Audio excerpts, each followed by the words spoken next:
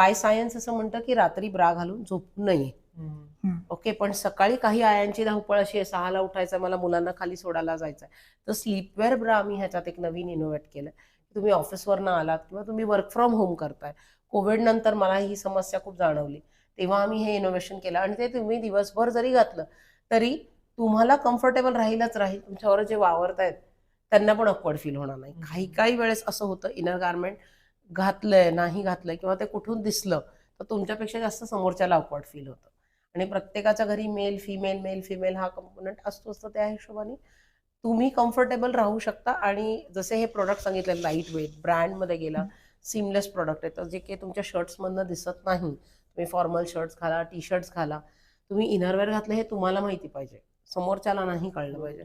असं मी यंग मुलींना सांगतो, त्यांना ज्या समस्या भेटतात, क्रॉप टॉप सिस्टम आली आहे नवीन, एक फॅशन खूप जास्त झाले, तर त्याच्यात कम्फर्टेबल इनरवेअर असली तर आई आणि वडील दोघं हॅझल फ्री असतात. आपलं जे काही कीड आहे ते कुठे बाहेर चाललंय तर ऍटलिस्ट ते कम्फर्टेबल राहिलं पाहिजे. आणि ते प्रोटेक्ट तिथून पण हे खूप छान प्रोटेक्शन असतं की इनरवेअर कम्फर्टेबल असलं आणि ते खरंच तुम्ही व्यवस्थित घातलं तरच तुम्ही प्रेझेंटेबल वावरू शकता.